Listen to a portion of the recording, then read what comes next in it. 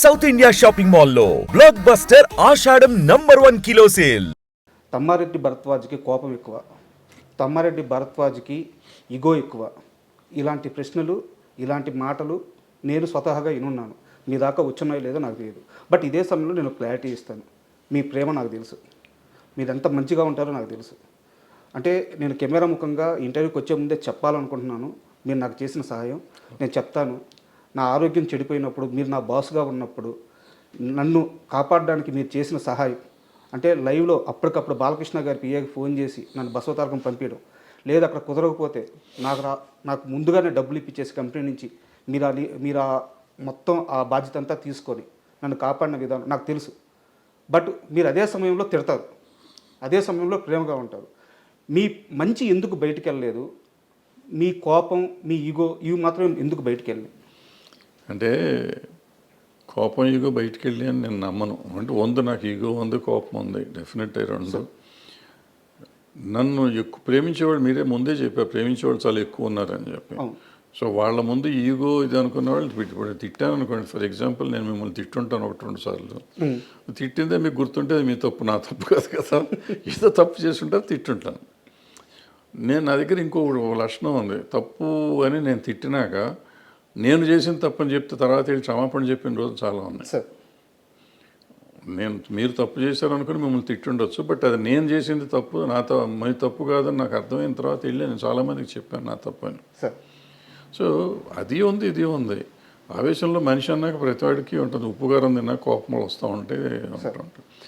Ego అంటారా, ఏదో ఉంటుంది వయసులో ఉన్నది ఈగో. ఇప్పుడు అది ఈగోలు ఏమి ఉండవు. అది ఈగో అంటే ఈగో, అహంకారం అంటే అహంకారం, ఏదంటే అది. బట్ నాకు తెలిసి అంత అహంకారం కానీ అంత ఈగో కానీ నాకు లేవు. కొన్ని విషయాల్లో నేను చూపిస్తాను. అండ్ మనం ఇండస్ట్రీ గురించి మాట్లాడుకుందాం అనుకున్నాం కాబట్టి సార్ ఓపెన్గా అడుగుతున్నాను, ఫిష్ వెంకట్ని ఎందుకు సార్ ఇండస్ట్రీ అనాథగా వదిలేసింది? ఫిష్ వెంకట్ని ఇండస్ట్రీ అంటే ఎవరు అసలు? ఫస్ట్ మీరు అది చెప్పండి. డెఫినేషన్ ఆఫ్ ద ఇండస్ట్రీ ఎవరన్నా చెప్తే దాన్ని బట్టి నేను మాట్లాడతాం. డెఫినేషన్ ఆఫ్ ద ఇండస్ట్రీయే తెలియకుండా ఎవరికాళ్ళు ఇండస్ట్రీ అని మాట్లాడతారు. ఎవరు ఇండస్ట్రీ? అది కూడా నా క్వశ్చనే సార్. అంటే ఫిలిం ఛాంబర్ ఇండస్ట్రీనా, నిర్మాత మండలి ఆ ఫిలిం ఛాంబరు, లేకుంటే మా అసోసియేషన్ ఇండస్ట్రీనా? ఎవరు సార్ ఇండస్ట్రీ? ఎవరు ఇండస్ట్రీ కాదు. ఫిలిం ఛాంబర్ ఇండస్ట్రీ అంటే అసలు ఏం లేదు. ఇండస్ట్రీ అంటే ఏ ఇండస్ట్రీ అయినా ఉంది. ఇప్పుడు ఒక ఇదేమంటారు, వర్కరుకి ఏదో అయ్యి చచ్చిపోయాడు ఒక ఇండస్ట్రీలో. ఆ ఇండస్ట్రీ యాజమాన్యం ఏదో చేస్తుంది కదా. యాజమాన్యం అతనికి ఉంటే ఇన్సూరెన్స్ ఉంటే ఇన్సూరెన్స్ ఇస్తుంది, లేదంటే ఎక్స్గ్రేషియా ఉంటే ఇస్తుంది, లేదా ₹1,00,000 5,000 10,000 ఇస్తారు. ఇక్కడ ఇండస్ట్రీ ఒక ఆయన సంగతి మాట్లాడతలేను, నేనే అనుకుందాం కొంచెంసేపు. నేను ఎక్కడ పని చేశాను, వాడు నాకు బాస్. నేను ఎంతమంది దగ్గర పని చేస్తున్నాను. సో ఎవరు ఇప్పుడు నువ్వు చెప్పిన ఆయనకి నాకు సంబంధం లేదు. నేను ఇండస్ట్రీలో ఉన్నట్టే లెక్క. బట్ నాకేం సంబంధం? ఎవరు వచ్చి చేయాలి, ఎవరు వచ్చి ఎందుకు చేయాలి? ఇప్పుడు ఇందాక చెప్పింది అదే, ఎవరి జాగ్రత్తలు వాళ్ళు ఉండాలని చెప్పింది అదే. సార్ ఇక్కడ నాది ఇంకో ప్రశ్న, మిమ్మల్ని మధ్యలో ఆపుతున్నందుకు క్షమించండి. అంటే నా ప్రశ్న ఏంటంటే, కోటా గారు చనిపోయినప్పుడు చాలామంది వచ్చారు సార్. అంటే నేను కోటా గారిని, ఫిష్ వెంకట్ గారిని ఒకే స్థాయి నేను చెప్పట్లేదు, ఒకే గట్టు నేను కట్టట్లేదు. ఆయన స్థాయి వేరు, అంటే ఆయన అచీవ్ చేసిన విజయాలు వేరు. బట్ ఏ ఇండస్ట్రీ వచ్చింది సార్ కోటా గారి దగ్గరికి? ఆ ఇండస్ట్రీ ఫిష్ వెంకట్ దగ్గరికి కనీసం పరామర్శకు కూడా ఎందుకు రాలేదు? అంటే కోటా గారు ఫ్యామిలీ పరామర్శ కాదు. మీరు అర్థం చేసుకోవాల్సిన విషయం ఏంటంటే, కోటా గారు చేసిన సినిమాలు కానీ, కోటా గారు చేసిన కంపెనీలు కానీ వేరు. ఫిష్ వెంకట్ గారు చేసిన సినిమాలు, ఫిష్ వెంకట్ గారు చేసిన కంపెనీలు వేరు. ఆయనకి పరిచయం ఉన్న వాళ్ళు వస్తారు. ఎవరైనా కానీ పోతే ఇప్పుడు అన్ని చోట్లకి వెళ్ళాలని రూల్ ఏం లేదు. చాలామంది అడుగుతారు, ఫిష్ వెంకట్ గారు పోతే చాలామంది రోజు పోతున్నారు. అంటే అంత ఇది కాదు. ఇప్పుడు ఆయనతో పనిచేసిన వాళ్ళు అందరూ వచ్చారు కదా అక్కడికి. ఆయనతో పనిచేసిన వాళ్ళు అందరూ వచ్చారు. ఒకళ్ళిద్దరు పెద్దవాళ్ళు కూడా వచ్చి ఉంటారు. నాకు తెలియదు ఎవరు వచ్చారు ఎవరు రాలేదు, నాకు తెలియదు, ఐడియా లేదు. సో డెఫినెట్గా కొంతమంది ఆయనతో పనిచేసిన వాళ్ళు వచ్చి ఉంటారు. అంటే నేను ఎందుకంటే ఈ క్వశ్చన్ అడిగింది దీనికోసమే సార్. ఇప్పుడు ఎవరు తెలిసిన వాళ్ళే వెళ్తారు, తెలియని వాళ్ళు ఎందుకు వెళ్తారు ఇండస్ట్రీలో? ఇప్పుడు ఆయన వచ్చినాక ఏంటంటే ఒక గబ్బర్ సింగ్ నుంచి పాపులారిటీ వచ్చింది. ఆ గబ్బర్ సింగ్ గ్యాంగ్గా పాపులర్ అయ్యారు. ఆ గ్యాంగ్ అంతా అక్కడే ఉన్నారు పాపం. వాళ్ళే చాలా చేశారని విన్నాను నేను, నాకు తెలియదు. సో వాళ్ళు చేశారు కదా, మరి వాళ్ళంతా ఇండస్ట్రీ కింద ఎందుకు తీసుకోరు మీరు? హెల్ప్ చేసిన వాడిని ఇండస్ట్రీ అనుకోకుండా ఆ భరద్వాజ్ రాలేదు, లేకపోతే ఇంకో పుల్లయ్య రాలేదు, ఎల్లయ్య రాలేదు అని మాట్లాడతాం కరెక్ట్. సార్ నీళ్ళల్లో ఒక వ్యక్తి కొట్టుకుపోతున్నప్పుడు ఆ ఇచ్చే చెయ్యి పెద్దదై ఉండాలి కదా సార్. పెద్ద పెద్ద చేతికి ఎక్కడి నుంచి వస్తుంది పెద్ద చెయ్యి? ఎక్కడి నుంచి వస్తుంది పెద్ద చెయ్యి? ఇప్పుడు ఈ నీళ్ళలో కొట్టుకుపోతున్నాడు, నీళ్ళలో కొట్టుకుపోతుంటే ప్రధానమంత్రి ఢిల్లీలో ఉన్నాడు, పెద్ద చెయ్యి ఉంటుంది, ఆయన అక్కడి నుంచి చెయ్యి పెడతాడా? అక్కడ ఒడ్డున నువ్వు ఉన్నావు, ఉంటే నువ్వు కదా చెయ్యి అందిస్తావు. అంటే ఈ మొత్తం ఒడ్డున నువ్వు అందిస్తావా, ప్రధానమంత్రి అందిస్తాడా? దగ్గర ఉన్న వ్యక్తి అందించాలి. ఇప్పుడు ముఖ్యమంత్రి ప్రధానమంత్రి ఎందుకు ఇవ్వలేదని నువ్వు అడిగితే నేను సమాధానం ఎట్లా చెప్తాను? అంటే కాదు సార్, నేను ఈ మొత్తం సినారియో అంతా ఎందుకు ఇంతలా అని అడుగుతున్నానంటే నాకు ఒక ఆన్సర్ కావాలి. ఇండస్ట్రీలో కొంతమంది ఉంటారు సార్, ఈరోజు నేను ఒక మంచి సీన్ తీసాను, ఇంటికి వచ్చి తాగుతాడు. ఈరోజు ఒక పెద్ద హీరో నన్ను భుజం మీద చేసి పలకరించాడు, వాడు ఇంటికి వచ్చి తాగుతాడు. ఈరోజు నా మీద కెమెరా పెట్టి 2 డైలాగులు చెప్పించాడు, వాడు ఇంటికి వచ్చి తాగుతాడు. సినిమా ఆడింది, వీడు తాగుతాడు. సినిమా పోయింది, వీడు తాగుతాడు.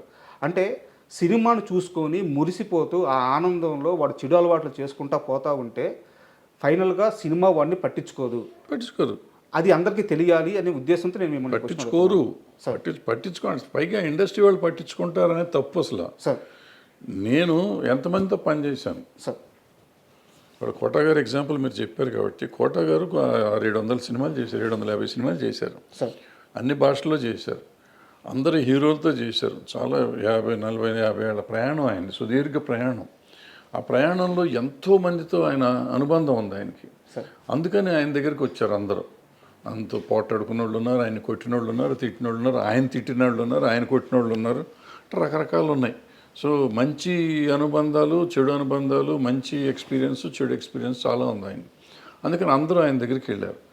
మీరు చెప్పిన ఫిష్ వెంకట్ గారి దగ్గరికి ఆయన చేసిన సినిమాలు పరిమితం, ఆయన చేసిన టెక్నీషియన్స్ పరిమితం, ఆయన చేసిన ప్రొడ్యూసర్లు పరిమితం, ఆయన చేసిన యాక్టర్లు పరిమితం. ఆ పెద్ద సినిమాలు 4-5 చేశారు. చేసినప్పుడు ఆ పెద్ద యాక్టర్లు మాత్రమే వాళ్ళు పెద్ద యాక్టర్లకి ఈయన చేసిన సినిమాల లెక్క ప్రకారం చాలా చిన్న యాక్టర్ ఈయన. ఈయన సమబుజ్జి యాక్టర్ కాదు, అంటే కోట శ్రీనివాసరావు గారు అంత పెద్ద యాక్టర్ కాదు. సో వీళ్ళు ఎంతవరకు వస్తారు అనేది నమ్మకం లేదు. బట్ కొంతమంది అతని మీద అభిమానం ఉన్నవాళ్ళు రావచ్చు. ఆయన పనిచేస్తున్నప్పుడు ఆ పలానా హీరో ఆయన అభినందించి ఉండొచ్చు. సినిమా యాక్టర్గా కాబట్టి కొంతమంది డెఫినెట్గా గుర్తుపెట్టుకుంటారు, మర్చిపోయి ఉంటారని నేను నమ్మను. కానీ వాళ్ళందరూ రావాలని ఎక్స్పెక్ట్ చేయటం మన తప్పు అంటాను నేను. మన తప్పు. వాళ్ళు వస్తే వస్తారు, అది వాళ్ళ సంస్కారం. రావాలా వద్దనేది వాళ్ళ సంస్కారం, వాళ్ళ అవసరం కంటే ఆ సంస్కారం. ఇప్పుడు అక్కడ కోట శ్రీనివాసరావు గారి స్థాయి వేరు, ఈయన స్థాయి వేరు. సో ఈయన స్థాయికి వాళ్ళు రావాలా వద్దా అనేది వేరే సంగతి. రాకపోవటాన్ని పెద్ద మనం తప్పు పడతాం, నేనైతే తప్పు పడుతున్నాను. ఒక్కసారి మీ కెరీర్ విషయానికి వస్తే సార్, అంటే మీ సినిమాలు ఎలా ఆడినాయి, వాటి కోసం మీరు ఎంత కష్టపడ్డారు, అవన్నీ కూడా ఒక చరిత్ర సార్. అంటే నా స్థాయి కానీ నా ఏజ్ కానీ వాటి గురించి అనాలిసిస్ చేయడానికి సరిపోదు. నేను వేటి గురించి మాట్లాడట్లేదు. కాకపోతే మీరు ఉమేష్ చంద్ర గారి మరణం చుట్టూ ఒక కథ రాసుకున్నారు. అంటే నా డౌట్ ఏంటంటే మీ నాన్నగారు బ్యాక్గ్రౌండ్ కానీ మీరు ఆ సినిమాలో చూపించిన కథ కానీ రెండు పూర్తి వ్యతిరేక దిశలో ఉన్నట్టు అనిపించింది నాకు. కమ్యూనిజం నుంచి వచ్చిన ఆయన మీ నాన్నగారు. సో మీరు ఈ కథలో మీ భావజాలం మాత్రం వేరే మార్గంలో వెళ్ళినట్టుంది. ఇంతకీ తమ్మారెడ్డి భావజాలం ఏదంటే ఏం చెప్తారు? నేను సమానత్వమే, మనుషులు బాగుండాలి, అందరూ బాగుండాలి అనుకుంటా నా భావజాలం. అంతకంటే నాకు వేరే సార్ మనిషి అన్న ప్రతివాడు బాగుండాలి, సమాజంలో ఉన్నవాళ్ళు అందరూ బాగుండాలి అనేది నా ఆలోచన. అంతకంటే వేరే ఎక్కువ ఆలోచన లేదు. దాంట్లో నేనేం చెప్పానంటే, ఇప్పుడు పోలీసులు ఒక పక్క నుంచి వాళ్ళ డ్యూటీ వాళ్ళు చేస్తున్నారు. నక్సలైట్లు దేశభక్తులే, వాళ్ళు దేశాన్ని బాగు చేద్దామని, ఒక సమాజాన్ని నిర్మిద్దామని వాళ్ళు ఒక తుపాకీ గొట్టం ద్వారానే న్యాయం వస్తుందని వాళ్ళు అనుకుంటున్నారు. అయితే వాళ్ళు చేసే పొరపాటు వల్ల కొంతమంది సామాన్యులు చచ్చిపోతున్నారు. సామాన్యులు చచ్చిపోయినప్పుడు వాళ్ళు మర్నాడు ఒక స్టేట్మెంట్ పడేస్తారు, ఇది సిద్ధాంతిక పొరపాటు లేకపోతే చారిత్రక సైద్ధాంతికంగా జరిగిన పొరపాటు అని చెప్పి పొరపాటు అని ఒక స్టేట్మెంట్ పడేసి ఊరుకుంటున్నారు. ఎవరిచ్చారు వీళ్ళందరికీ హక్కు చంపుతానికి? ఈవెన్ పోలీసులు కూడా ఇప్పుడు నేను తప్పు చేశాను, క్రైమ్ చేశానండి, మన ఇద్దరం ఇక్కడ కూర్చున్నాం, నేను క్రైమ్ చేసి ఉన్నాను, మీరు ఎందుకో చూస్తానికి వస్తాను లోపలికి వచ్చారు, లేకపోతే ఈ బయట గేట్ దగ్గర ఉన్నారు, మా ఇంటి బయట ఉన్నారు కాబట్టి మిమ్మల్ని కూడా తీసుకెళ్ళి లోపలికి వేస్తారు, మిమ్మల్ని పడేసి కొడతా ఉంటారు వాళ్ళు నాతో పాటు. కొట్టి ఎందుకున్నావు నువ్వు అక్కడ అని అడుగుతారు. మీకు సంబంధం లేదు, మీరు ఎవరో తెలియదు, మీరు పొరపాటున మీ క్యారెక్టర్కి ప్రాణం పోవచ్చు. ఎవరు? సార్ ఇప్పుడు నిన్న ఒక సినిమా చూశాను నేను, రోతేనో ఏదో మలయాళం సినిమా, సార్. ఇద్దరు పోలీసు వాళ్ళ కథ ఎంత అద్భుతంగా ఉంది. నైట్ డ్యూటీ చేసేవాళ్ళ కథ. ఆ పాప మా పిల్లడి మీద వేసేస్తారు మొత్తం అంతా. సో ఇప్పుడు దానికి ఎవరు బాధ్యులు? దాన్ని కొత్త పోలీలో కూడా అడిగేది ఇదే నేను. ఎవరు బాధ్యులు? Who will take the responsibility of that చచ్చిపోయిన వాళ్ళది? ఇప్పుడు నువ్వు నమ్మావు, నక్సలిజం నమ్మావు, దేశానికి మంచి అడుగుతున్నావు. నువ్వు పోలీస్గా నువ్వు దేశాని కోసం పోరాడుతున్నావు. నువ్వు ఇద్దరు ఆలోచన మంచిదే, మధ్యలో సామాన్యుడు ప్రాణం పోతుంది. వీడికి సమాధానం ఎవరు చెప్తారు? సార్ అది నా ప్రశ్న. ఇంత మంచి పాయింట్ మీద నిజంగా సినిమా నేను కూడా చూశాను. సింధు తులాని గారి యాక్టింగ్ కానీ సూపర్ ఉంటుంది. సినిమా ఆడలేదు సార్. ఎంత లాస్ అయ్యారు సార్ సినిమాలో? మొత్తం పోయింది. ప్రతి రూపాయి పోయింది. ఎంత పెట్టారు? దగ్గర ₹1 కోటి పెట్టాం. ₹1 కూడా రాలేదు. ₹1 అది శాటిలైట్కి వచ్చిన కొంత వచ్చింది. అప్పుడు అంత మంచి సినిమా తీసినప్పుడు ఇలాంటి రిజల్ట్ చూసినప్పుడు ఏమనిపించేది సార్ మీకు? ఏమవుతుంది, బాధపడుతుంది. అంతకంటే ఏం చేస్తాం అంటే అది నేను ఒక రకంగా క్రౌడ్ ఫండింగ్ ఫ్రెండ్స్ పెట్టారు. తలా 10 లక్షలు వేసుకుని చేసాం ఆ సినిమా. ఓకే.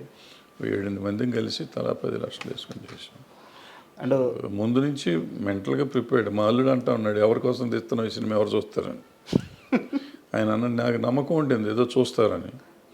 నేను తప్పు, ఆయన రైట్. మీరు ఇదే తప్పు మీ కెరీర్లో ఇంత ముందు కూడా ఒకటి చేసినట్టున్నారు. అన్ని పార్టీలు తర్వాత కూడా చేశాను. కమ్యూనిజం పార్టీలన్నీ తర్వాత ప్రతిఘటన కూడా చేశాను 2014లో మళ్ళీ. సార్ సో తప్పులు చేస్తానే ఉంటాం, తప్పులదే ఉంది. మనిషి అన్నాక తప్పులు చేస్తాడు. ఇదే ఇందాక అన్నారు, మీరు ఏం నమ్ముతారు? నేను నమ్మిందే దాని మీద తీస్తాను. సార్ నా నమ్మకం జనానికి నచ్చట్లేదు అందుకని.